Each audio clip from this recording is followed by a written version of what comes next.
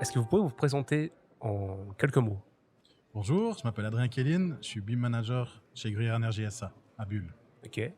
Bonjour, Garou Emmanuel, ingénieur d'application Mindful Machine et consultant BIM. C'est quoi le BIM? Très bonne question. Je dirais que c'est surtout une méthode de travail, de la collaboration et puis basée sur des logiciels dédiés. Ok.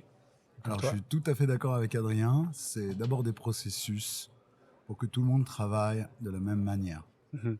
sur un même projet bien sûr. Ouais, ok. Pourquoi vous présentez ce sujet à la conférence BIM? Parce qu'on m'a demandé,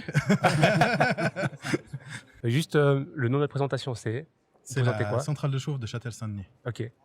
Et du coup, on t'a demandé de On venir m'a ici demandé gentiment ou Très gentiment. très gentiment? Et t'as accepté gentiment, quoi. Oui, bah, c'est toujours bien de la visibilité et puis de partager les choses qu'on met en place.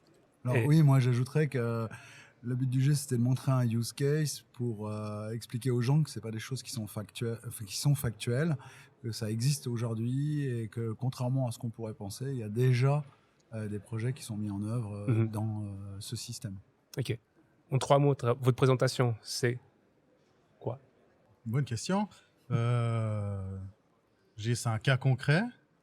C'est un projet en construction. Et puis, je dirais c'est du renouvelable et du long terme. Ok. Et quand tu dis construction, c'est-à-dire qu'il est déjà en cours de réalisation? Oui, exactement. Ok. Ouais. Donc vous utilisez quoi comme... Tu peux compléter? Alors du coup, on a mis en place une méthodologie, on dira en close BIM pour ce projet, vu que tous les intervenants travaillent avec Revit. Mhm. Et puis, elle est entièrement basée sur une plateforme cloud, on dira. Et tout est lié et tout est dynamique. D'accord, ok. Et Ok. du coup, on n'a plus besoin de se poser de questions sur le versionning, genre d'éléments qui peuvent des fois Ouais. poser problème. Ouais, ok. Et je dirais également, comme l'avait souligné Adrien, quand on attaque ce genre de projet avec différents mandataires, on a différents niveaux de maturité. Mhm. Et ce qu'il y a de bien, c'est que ceux qui aujourd'hui, il y a vraiment une collaboration au-delà du projet, il y a aussi une aide des mandataires à travers des processus. Comme ça, ils acquièrent en fait de la compétence, de la maturité. Et c'est des gens qu'on va probablement retrouver sur d'autres projets Ouais. et qui après sauront faire.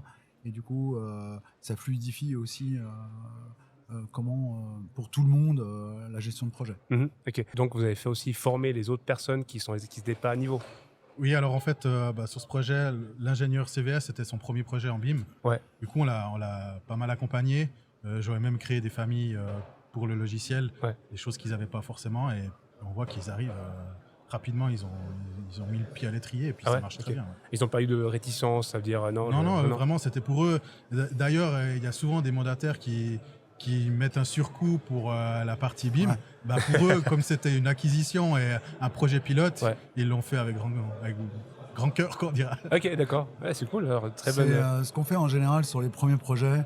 On appelle ça un projet pilote et on demande à participer. Donc ça demande un peu de sacrifice. On sait qu'on a une perte de rentabilité sur le premier projet, mais c'est du long terme. C'est quelque chose qu'on va utiliser pendant des décennies. Ouais. Donc arrive un moment, il faut mettre de l'investissement pour avoir du retour sur investissement. Voilà. Ok. À votre avis, qu'est-ce qui a intéressé le public? Moi, je dirais l'aspect concret du projet. Ouais. C'est pas non plus que de la théorie. On voit que le projet est en construction, est en cours d'exécution.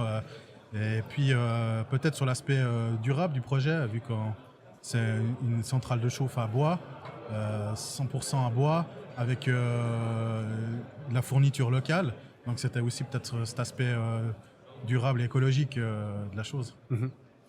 Et deuxième point, souvent, dans les premières années du BIM en Suisse, on nous a montré des projets à l'international Ouais.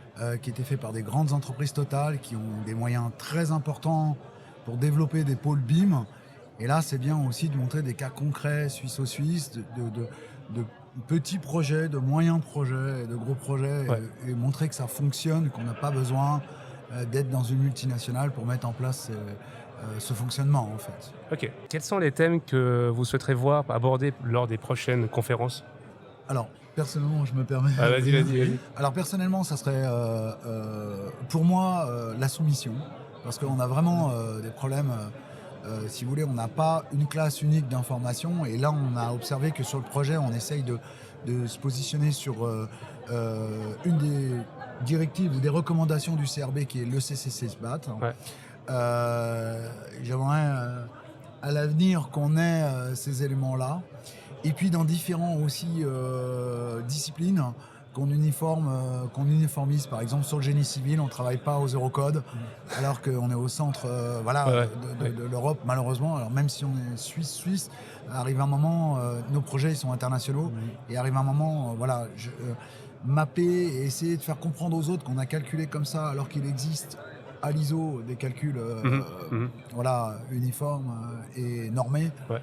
Je trouve ça une perte de temps pour moi. Okay. Donc dans un futur proche, j'aimerais bien qu'on lisse les façons de procéder. Ouais. Pour ma part, je rejoins un peu Emmanuel.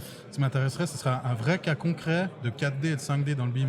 Exactement, parce que c'est toujours une dimension qui est un peu théorique, mais on voit pas vraiment d'application concrète de ces deux dimensions supplémentaires à la 3D. Ouais. Et la 4D, on la voit pour des simulations, mais on ne la voit pas vraiment appliquer à un planning de respect de chantier. Et encore moins la 5D où on gère les coûts via une maquette et en temps réel. Donc, c'est ça. Pour moi, ce serait vraiment intéressant de voir un cas concret à ce niveau-là. Donc pour l'année prochaine, ce sera l'idéal. Espérons. Ça va être pas mal. Ouais. Je reviens pas. Ce ne sera pas nous. Quelle autre présentation vous intéresse ? Alors, on était un peu concentré sur notre présentation. Tout à fait. Donc, effectivement. Le jumeau numérique. Le jumeau numérique, voilà, le S-Build, le jumeau numérique. J'aimerais bien savoir un petit peu comment ils arrivent à matérialiser ça, parce que c'est quelque chose qui est très très compliqué. Aujourd'hui, on a des maîtres d'ouvrage qui ne sont pas mandatés pour le dossier de révision. Donc, avoir le tel que construit, voilà, moi, mon monteur... pour qu'il me refasse exactement l'installation dans la maquette, c'est pas à lui que je vais te demander. Donc aujourd'hui, c'est vrai que le jumeau numérique, ça serait...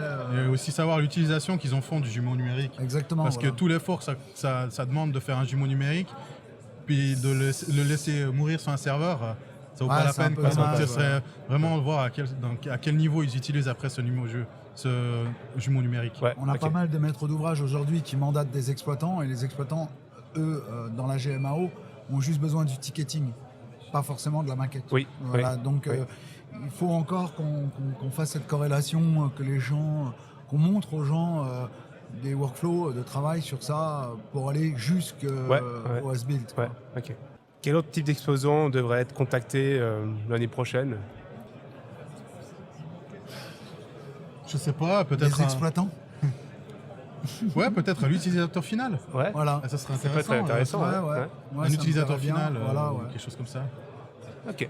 On a quand même, en gestion de projet, on a quand même peut-être un géomètre. Ou un géomètre. Un géomatique. Ouais. C'est vrai que les autres années, il n'y avait pas de géomètre. À part Il y avait quelqu'un qui faisait du SIT un peu sur Genève, voilà, mais il n'y avait pas un vrai géomètre qui utilise la méthodologie BIM. Beaucoup sont formés, mais ils n'exploitent pas cette capacité, ils ne la vendent pas. Ouais. Okay. Alors ils ont la convention, mais jusqu'à maintenant, les géomaticiens étaient toujours un petit peu à part dans la gestion de projet. Et souvent, ils fournissent un DVG géoréférencé, ça s'arrête là. Exactement. Voilà. Alors qu'ils peuvent aller beaucoup plus loin, et notamment avec aujourd'hui leur nouvelle technologie de laser de pointe. Ouais, justement. Aujourd'hui, en Belgique, c'est la base, elle est fournie par le géomètre. Alors que la base projet, IFC, comme ça, c'est fourni par le géomètre. Et ici, pas encore. Pas encore. Ici, en fonction de la phase SIA dans laquelle vous êtes, il n'a pas forcément été mandaté. On va se reposer sur les géoportails des cantons ou des communes. Des fois, il ne participe simplement pas à la méthode BIM dans le projet. Il est à part. Il fournit un DVG et ça s'arrête là. Ok. Donc l'annonce est pour l'année prochaine. Voilà. Ça marche. Écoutez, je vous remercie beaucoup. C'est super sympa de passer. Merci à vous.